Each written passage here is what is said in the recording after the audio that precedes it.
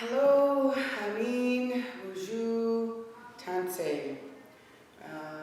Masquami si kwe, Gimiwan go kwe, Mayunga Dudam, Winnipeg Dunji. What I said was, my name is Red Eagle Woman.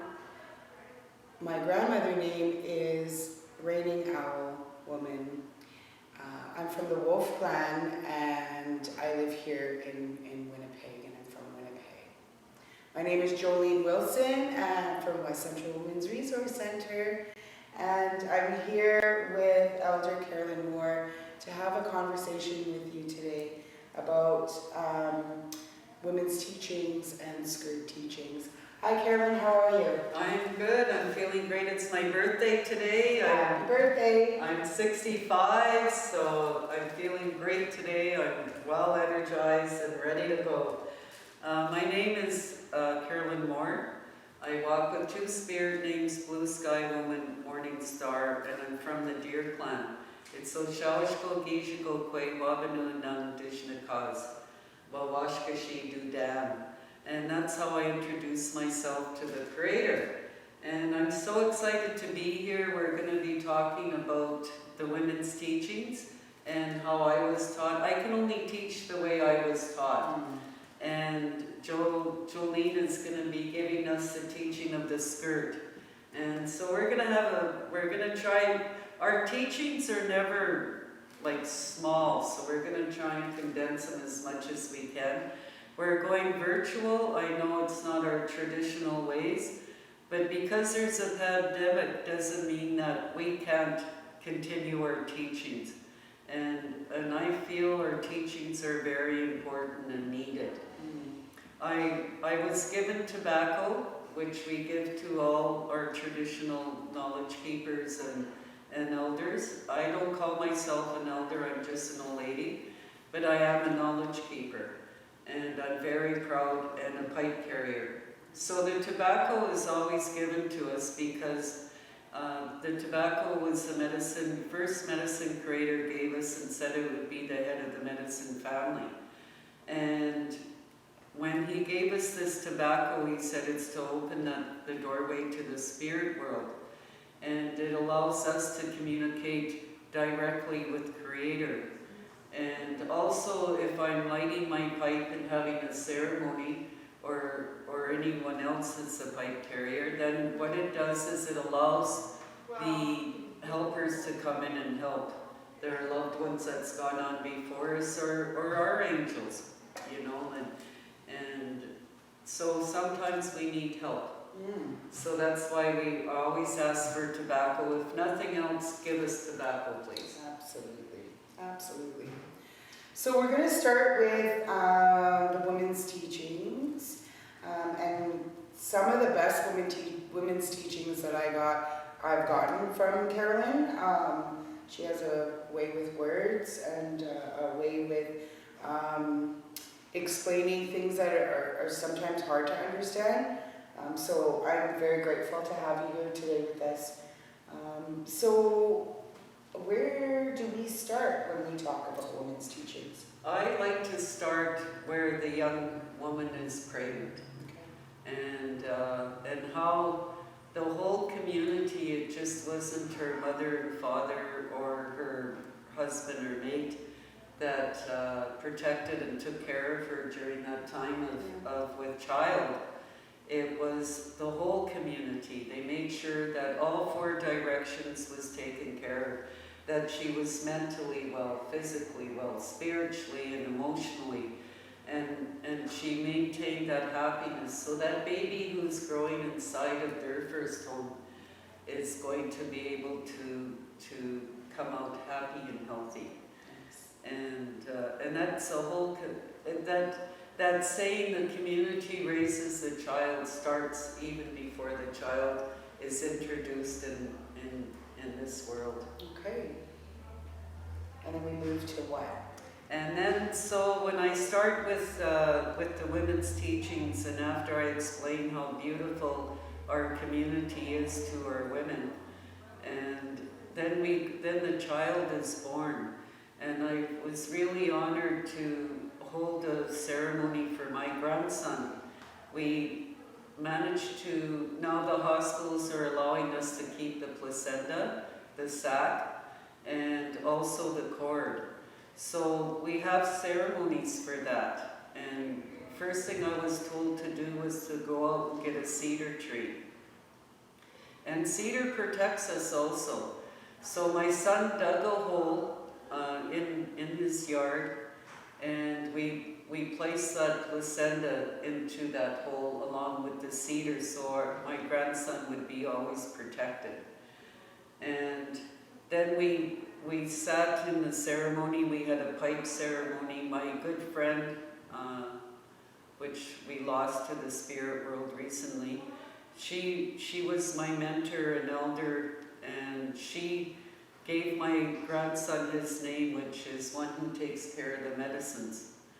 And we keep the cord, and we gave it to the mother, and the cord shrivels up quite small, so we can put it in a pouch for them to always carry. And what that does is it allows the mother and that child to never lose connection with each other. They could be anywhere in the world, but they still have that connection. And so then we introduce our grandson, my son and the baby's mama, introduce them to the world. And it's sort of like the Lion King, where they hold the baby up and then everybody says Boujou, Boujou, one who takes care of the medicines. And it'll go on to everyone at our feast and at our ceremony. So that's the first thing that a young girl would go through, is that introduction to the world. And then from there, they're in their childhood. In the first 7 years or so, they're surrounded always with the women, and they're with their mothers and their cookums. And so they get those women's teachings right from when they're born.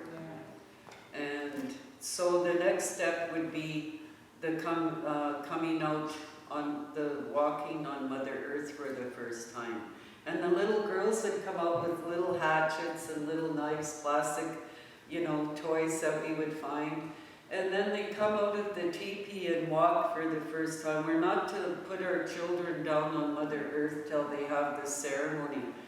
And what it does is it helps that child to appreciate Mother Earth.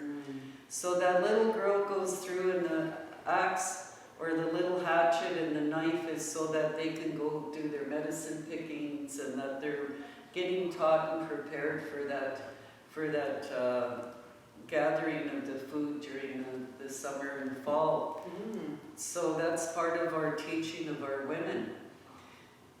And then as they get to the time of their moon time, then we have another ceremony. It's called the berry ceremony. And for me personally, I think this is the most important ceremony for our young women. So again, every time we hold a ceremony, we have the honor of lighting our pipes.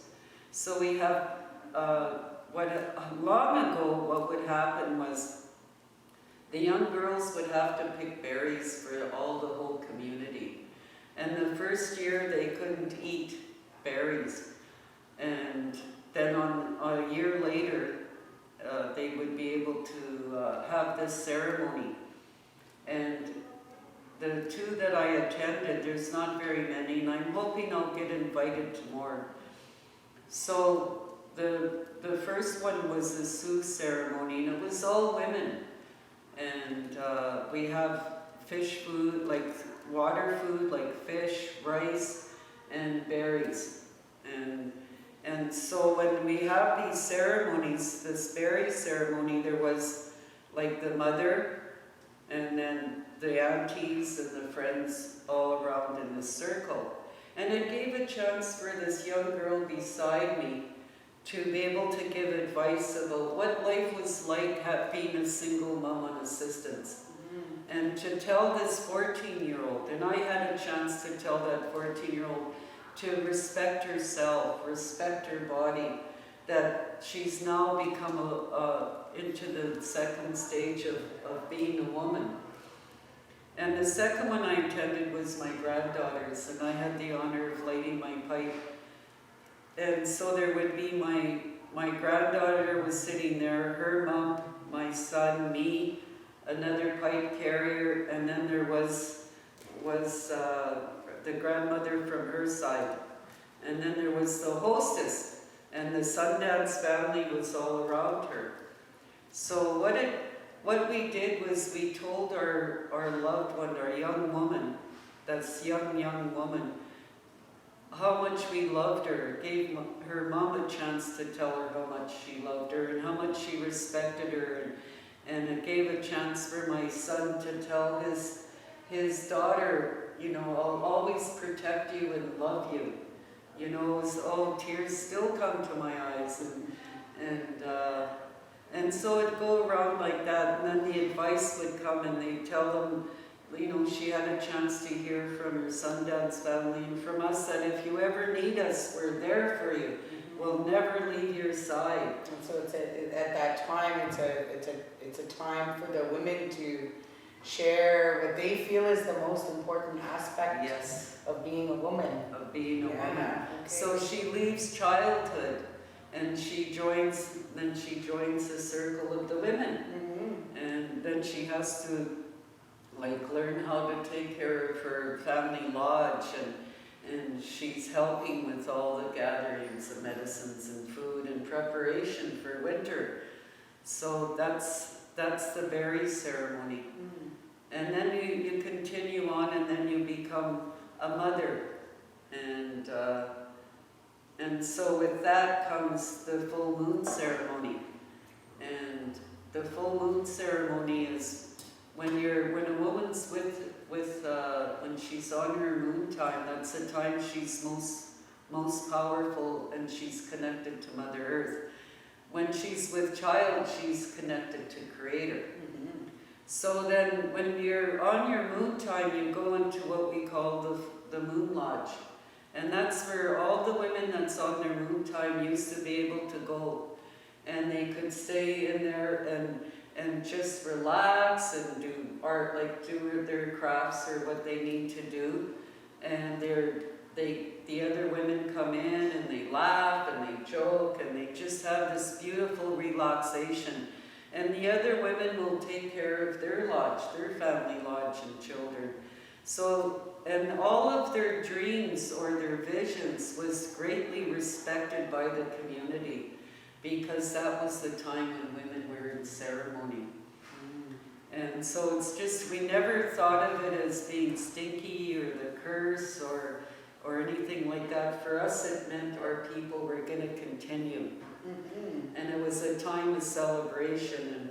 And young girls, when they start their moon time, sometimes there's a 4-day celebration, because our territory long ago was harsh and it was hard and it was cold.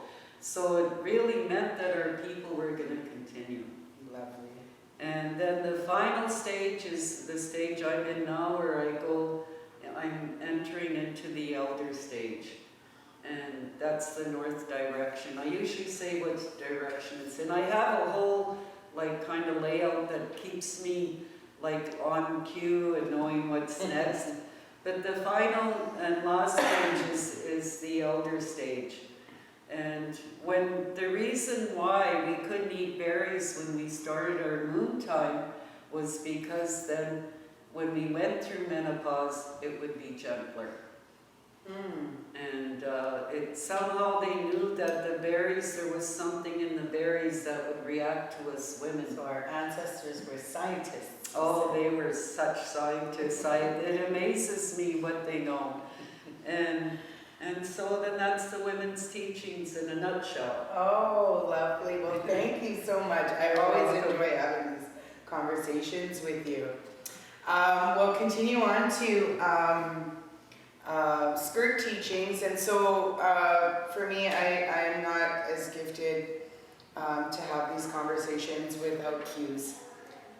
Carolyn does better. So we're going to talk about the skirt. So this is one of the drum group skirts, Dancing Spirit, drum group here at West Central. It is traditional belief that every individual born is born with colors. So when the drum group was born, these were the colors that were foresaw for them. These colors represent their spirit name, their clan, their helper, their strengths that they carry and represent their purpose in life. Women wore their skirts wore colors on their skirts for a few reasons. So the skirt shares similar teachings to the teepee. As we prepare for prayers, our jobs, our ceremonies, each time we put on our skirt, we are reminded of our roles as women. We are reminded of how to honor and protect ourselves, and how to carry ourselves, and how to be a good relative. Elders teach that the ribbon skirt is worn to remind us of the sacredness of women as life bearers, and to honor the values taught within the teepee and around our home fire. The skirt symbolizes the circularness of nature, so that circle of life. We wear our skirts to honor our grandmothers, our female ancestors. These women who have lived before us and paved our way. Our skirts unite us as women who are journeying together in this lifetime, and serve as a reminder of our choices and actions in this moment will impact the many generations to come. We have the responsibility of carrying forward these teachings of our ancestors while paving the way for those who follow. The grandmothers teach us that we wear ribbon skirts with a long hem, and it brushes against the grasses and the medicines that we go pick. And this allows our original mother, Mother Earth, to know who's walking there and who's with her in that day. Gives her the knowledge of recognizing us as we recognize her. We wear our ribbon skirts with pride in honor of women who journeyed here before us and in solidarity with our living relatives. And it reminds us of our responsibility for future generations on Earth. First Nations believe that we are all related to each other and to the natural world around us. This stems from the understanding that we are all the original descendants of this land, and with this understanding, one can recognize that blood relations are only a small piece in the interrelatedness puzzle. So what that means is that we're all here for a reason. We're all on this earth together, and as long as we pray together in our own way, things and love will prevail. Wow, I just love her teachings also. We really enjoy each other's company when and we learn from each other. I've learned so much from Jolene, and I'll continue to learn and teach till the day I go to the spirit world. But that was a beautiful teaching. Miigwetch, Miigwetch. Miigwetch. I'm also very honored to be able to sit with Carolyn on a regular basis and learn from her myself and sort of work on being a knowledge keeper. And through Carolyn's teachings, I gain empowerment and encouragement, and I appreciate. So I appreciate you very much for being here, and for all that you do for West Central and for the community. I wish you a very happy birthday, and thanks for coming and spending your birthday with us. Thank you. I'm so happy to be here, and Miigwetch to everyone. And like to remind everyone that, oh, I think I said in the beginning about it being traditional, but please forgive us and just take in your heart what you know is right. That's how I do my teachings. I don't expect everyone to believe everything or take everything I say as the, you know, the ultimate.